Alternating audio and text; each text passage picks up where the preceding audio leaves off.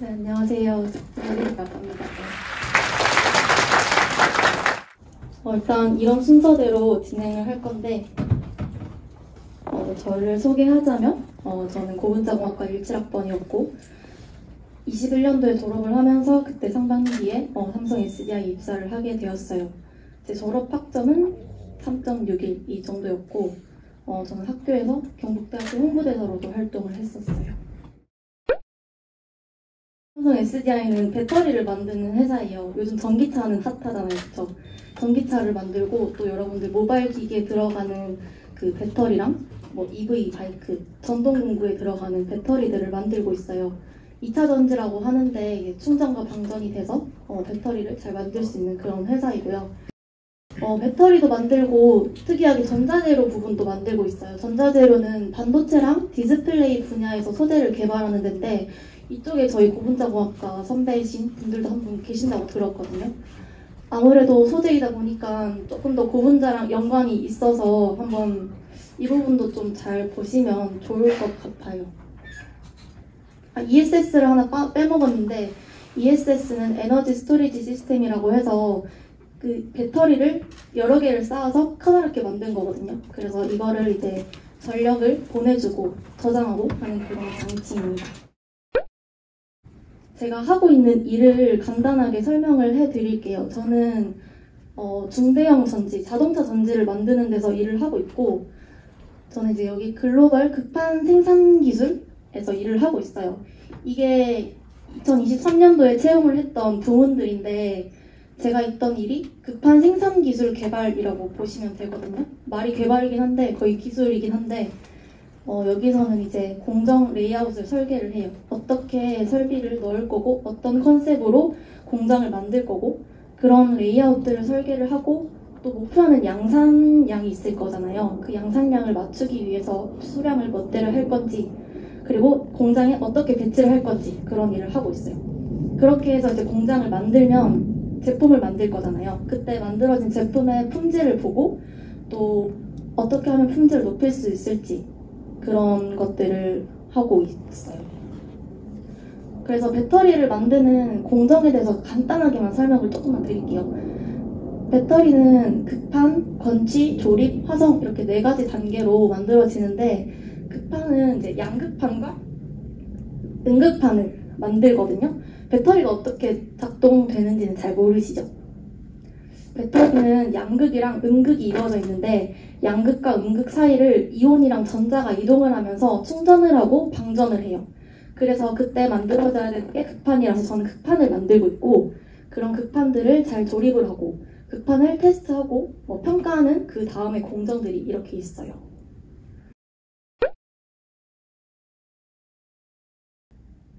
제가 했던 학업 성적이랑 대외 활동 어떤 거 했는지 그냥 간단하게 적었거든요. 제가 1학년, 2학년 때는 그냥 학교 생활만 했었고 3학년, 4학년에 학교 생활도 하고 학교 홍보대사 활동도 했어요. 그러면서 제 학점은 4.3 만점에 3.6 정도 나왔거든요. 근데 이제 면접 갔을 때 제 성적을 보고 성적이 좋다라고 말을 하시더라고요. 이 정도만 돼도 성적은 괜찮다라고 보시면 될 것 같아요.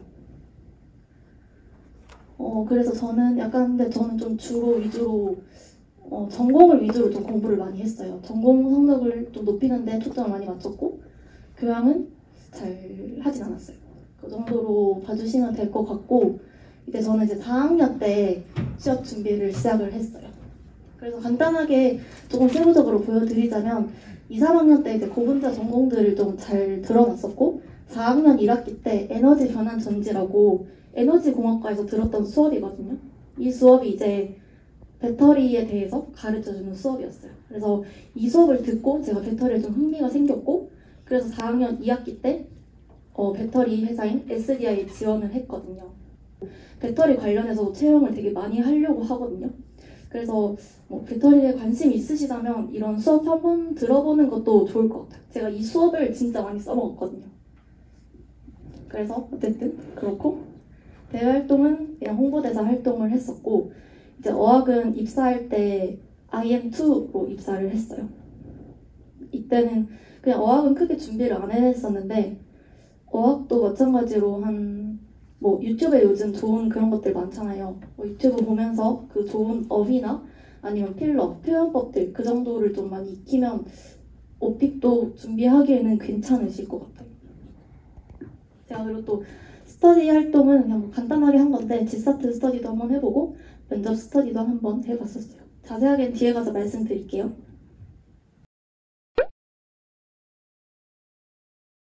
제일 첫 번째 문단에 이제 목표를 이뤄가는 뭐 엔지니어가 되고 싶습니다. 먼저 크게 봐가지고 그 두 번째 문장에 핫바디아이는 뭐 어떠한 개발을 잘 하고 있고 어떠라고 적었거든요. 그리고 이제 세 번째 문단부터 제가 어떤 역량을 가지고 있고 어떤 관심사를 가지고 있고 이걸 어떻게 기여하고 싶은지를 적었어요. 그래서 저는 공정설비 엔지니어로서 효과적인 공정기술을 연구하고 소대적인 측면에서 불량의 원인을 찾겠습니다 라고 했거든요. 이 첫 번째 문항이 지원 동기를 묻는 문항이에요. 제가 생각했을 때는 이제 회사가 어떠한 것에 관심을 갖고 있는지를 잘 알고 그리고 또 그와 관련된 유사 경험이나 뭐 지식이 있는지를 물어보는 항목이라고 생각을 하거든요. 그래서 저는 두 가지를 얘기를 했어요. 첫 번째는 제가 에너지 변환 전지 수업을 들었던 걸 얘기를 했어요. 그 수업을 들으면서 차세대 배터리를 어떤 것을 만들고 있고 어떠한 것을 만드는데 좀 기여를 하고 싶다라고 수업을 얘기를 했고 두 번째도 마찬가지로 두 번째는 제 고분자 얘기를 했어요. 이제 배터리에도 고분자 소재들이 쓰이고 있거든요. 고분자 소재로 바인더라는 것도 쓰이고 뭐 전해질 같은 데도 쓰이고 그래서 고분자의 그 지식을 가지고 또 배터리를 잘 만드는데 기여를 하겠다라고 했어요. 이게 지원 동기라는 게 조금 잘 보면은 어려울 수도 있어요. 뭔가 지원한 동기는 딱히 없고 솔직히 보면 그냥 회사 가야 되니까 적은 거고 뭐 딱히 큰 경험을 한 것도 없는 것 같고 저 이제 수업에서 적었어요. 진짜 그래서 어떤 수업을 듣든 그거를 되게 잘 끼워 맞추는 게 진짜 중요한 것 같거든요. 그래서 뭐 어떤 경험을 했든 작은 하나의 수업이라도 이렇게 큰 지원 동기로 써먹을 수 있다라는 거를 좀 잘 알아두시면 좀 나중에 자소서 쓰는데 조금 도움이 될 것 같아요. 네. 솔직히 여기 있으면 경험할 수 있는 게 많이 들었잖아요. 막 성공한 자소서들 보면 막 뭐 어디 가서 뭘 하고 뭐 실험도 하고 막 상도 타고 막 이러는데 그런 게 없어도 뭐 수업이나 관심도 이런 걸로 좀 할 수 있을 거라고 생각을 해요. 저는. 네. 이제 두 번째는 이게 성장 과정이라고 하거든요. 성장 과정에서 본인의 성장 과정을 간략히 기술하되 현재 자신에게 가장 큰 영향을 끼친 사건에 대해서 말을 하는 거예요. 이제 이게 어떻게 되는 거냐면 본인이 살면서 어떤 경험을 했고 그리고 그 경험을 통해서 내가 배우고 느낀 게 무엇인지 물어보는 항목이거든요. 저는 여기서는 학교 홍보대사 활동을 했던 거를 적었어요. 간단하게 또 읽어드리면 첫 번째는 진정한 소통의 의미에 대한 깨달음 이렇게 해서 학교 홍보대사 팀장으로 활동하며 진정한 소통의 의미에 대해 깨달았습니다. 팀원이 제작한 카드 뉴스를 보고 정보가 정확하지 않다는 문제점을 발견했습니다. 하지만 이런 의견을 정확히 전달하지 못했습니다. 결국 팀원은 SNS에 잘못된 정보를 기재했고 재학생들이 지적이 비팔쳐 팀원들의 자신감이 저하되었습니다. 그래서 활동에서 소통이 중요하다는 것을 깨달았고 어떤 게 부족한지 파악하고 어떻게 개선을 했다 이렇게 말을 했어요. 그래서 그런 식으로 이제 제가 직접 경험했던 거를 위주로 어떤 것을 배웠는지 적어줬어요. 두 번째 내용은 새로운 교육 방식으로 만들어낸 무엇이든 즐겁게 하는 팀이거든요. 새로운 도전을 두려워하지 않고 시도하는 삶을 살았습니다. 도전이라는 가치관을 바탕으로 새로운 방식의 교육을 진행해 팀 분위기를 개선했습니다. 이제 팀원들을 교육하는 기간에 기존의 분위기는 딱딱했고 교육량 또한 많았는데 이를 이제 개선하고자 새로운 분위기로 바꾸었다는 도전의 내용이었어요. 그래서 뭐 여러 가지 도전의 활동들을 했고 결국 이러한 도전적인 시도로 공동의 목표를 잘 이뤄내는 팀이 되었다라고 얘기를 했어요. 이것도 어떻게 보면 제가 홍보대사라는 활동을 했기 때문에 이걸 썼을 거긴 해요. 근데 이제 이런 내용을 다른 친구들은 어떻게 썼는지를 봤는데 뭐 조별 활동에서 또 불화가 있을 수도 있고 뭐 아니면 뭐 실험 수업도 많잖아요. 뭐 실험 수업이든지 뭐 아르바이트에서 있었던 일을 쓰기도 하고 약간 일상 속이나 뭐 수업 생활 뭐 조별 활동 속에서 어떤 걸 경험을 했고 어떻게 얘를 잘 풀어나갔는지 이것도 말하기 나름이에요.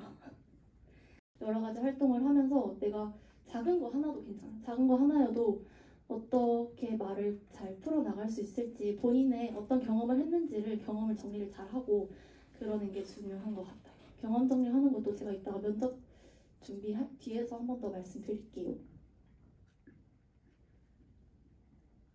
이제 세 번째 문항은 사회 이슈를 물어보는 거예요. 최근 사회 이슈 중 가장 중요하다고 생각되는 한 가지를 선택하고 이에 관한 자신의 견해를 기술해 주시기 바랍니다. 라는 문항이거든요. 이 문항은 본인이 얼마나 사회나 회사에 관심이 많이 있는지 이런 거를 물어보고 그거에 대해서 어떻게 생각을 하는지 생각이 제대로 되어 있는 사람인지 이렇게 보려고 물어보는 질문인 것 같아요. 그래서 저는 안전 문제를 선택을 했었거든요. 그래서 보시면 우리나라에는 다양한 분야의 제조 및 화학 산업이 주요 산업으로 자리 잡고 있어 많은 공장이 활발하게 가동되고 있습니다. 이러한 공장에서 크고 작은 안전사고 또한 빈번하게 일어나고 있어 이제 이러한 문제들이 발생한다. 그래서 저는 많은 사고는 시설 노후 및 부주의, 안전관리 미흡으로부터 발생된다고 생각합니다.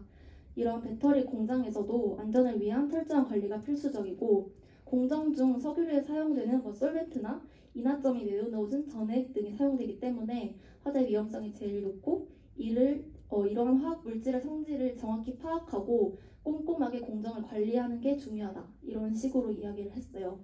그래서 이러한 것을 잘 하기 위해서는 공정의 전체적인 과정을 잘 파악하고 장비의 역할과 원리에 대해서 잘 익힐 것이다. 둘째로 사용되는 화학 물질의 성질과 주의사항에 대해 숙지를 잘 하겠다. 이런 식으로 이야기를 했어요. 이거는 뭐 어떤 주제를 선택하든 본인이 잘 이야기할 수 있는 주제를 선택한다면 괜찮을 것 같아요. 네. 그래서 이제 자기소개서를 어떻게 준비를 했는지 내용은 간단하지만 말씀을 드릴게요. 저는 처음에는 이제 유튜브의 도움을 조금 많이 받았어요. 유튜브를 보면은 이제 자소서 각 질문들에 유도한 항목의 그 의미들이 있을 거예요. 왜 이런 질문을 물어봤는지. 그런 의도들을 좀 잘 가르쳐 주는 게 유튜브라고 생각을 했어요. 그리고 이제 또 어떻게 하면은 가독성 좋은 형식으로 글을 만들어낼 건지, 글을 쓸 건지 그런 거를 좀 배웠거든요.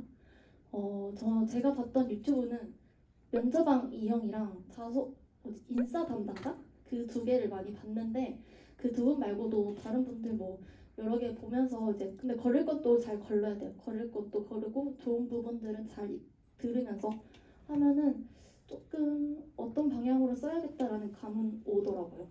그래서 그런 거 유튜브도 잘 활용을 하면 좋을 것 같고 유튜브를 보면서 제가 배웠던 게 경험 정리를 하는 거였어요.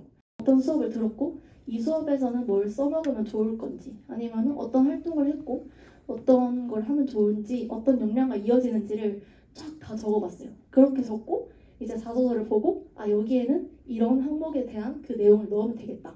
이렇게 생각을 하고 쓰니까 조금 쉽더라고요.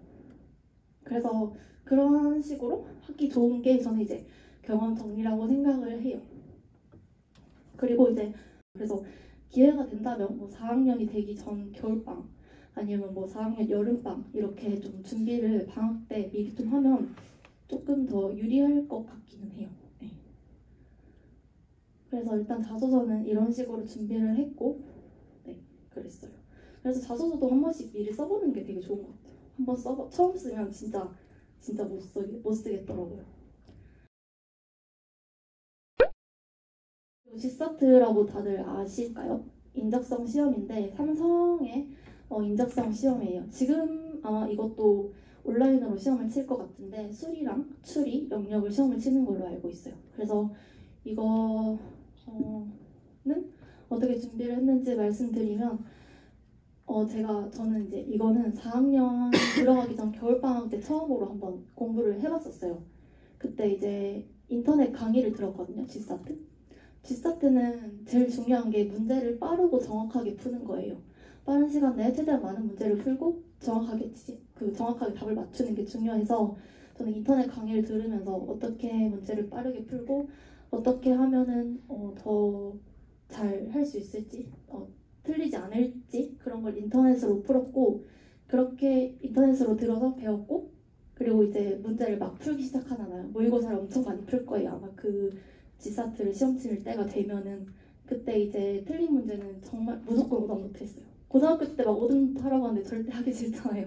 그때는 한 번도 해본 적이 없었는데 지사트 할 때 했어요. 그렇게 하니까 좀 도움이 됐어요. 네.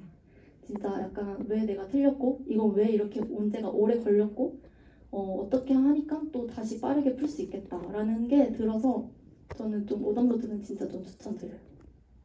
그렇게 준비를 했고 4학년 겨울방학 때 한번 들었다가 인터넷으로 공부를 했다가 또 4학년 학기 중에 또 안 했어요. 안 하다가 이제 여름방학에 조금 하고 이제 서류를 제출하고 나서부터 이제 확실하게 공부를 시작했어요. 그때 제일 열심히 했고 그때가 솔직히 제일 많이 늘었어요. 그래서 4학년 분들도 아직 늦지는 않았어요. 진짜 여름방학 때 좀 먼저 인강 한번 들어보시고 또 이제 면접 그 지사트 시즌 돼가지고 오답노트 빡시게 굴리면 가능할 것 같아요. 네. 면접 준비는 이런 식으로 했는데요. 면접은 스터디를 했어요. 면접 스터디는 이제 같이 지원을 했고 같이 면접을 보러 가는 사람들이랑 4명이서 했는데 서로 모의 면접을 해주고 또 이번에는 이런 주제로 기사를 스크랩해오고 배터리 관련해서 공부를 해서 서로서로 질문을 하고 있거든요. 제가 면접 스터디 하면서 친구가 물어봤던 질문을 실제로 면접에서도 받고 그렇게 신기한 그런 질문이 나오면 갑자기 기분이 좋아지고 자신감도 생겨요. 그래서 면접 시즌이 되면 한 번쯤 해보는 것도 좋을 것 같아요. 그래서 이제 기사 같은 것도 스크랩을 많이 했어요. 저랑 같이 입사한 동기들 중에 한 명은 기사를 몇백 개를 다 봤대요. 그 정도로 기사를 많이 본 사람도 있더라고요. 그래서 회사에 관련된 뭐 이슈나 현재 그 업계의 동향을 잘 아는 것도 중요하다고 하더라고요. 그래서 기사도 저희도 많이 스크랩했고 그다음에 이제 전공 면접도 준비를 했어요. 저는 이제 배터리 회사로 지원을 해서 당연히 배터리 공부됐고 은근히 고분자 질문도 많이 들어오더라고요. 그래서 전공 때 공부했던 것들도 조금씩 정리는 했었던 것 같아요. 근데 사실 그렇게까지 고분자 질문이 많이 들어올 줄 몰랐는데 꽤 많이 들어와서 조금 놀랐어요. 네. 근데 뭐 고분자 전공이야 뭐 다들 잘 하실 거니까. 그래서 이제 지사트 테스트를 하고 면접을 준비를 바로 하기 시작을 했고 이제 면접 봤을 때 질문 들었던 것들 내용들이거든요. 첫 번째는 무조건 자기소개 바로 시키고요. 이제 직무 면접이랑 임원 면접 이렇게 크게 저도 2개로 나뉘었었는데 직무 면접에서는 전공 관련된 질문이나 뭐 배터리 관련된 질문 그런 진짜 직무랑 지식 관련된 질문들을 했고 임원 면접에서는 인성 관련돼서 또 왜 여기 회사에 지원을 했는지 그런 질문들을 했었어요. 그래서 이거 세부적으로 좀 보자면 직무 면접에서 고분자 전공에 대해서 질문을 했거든요.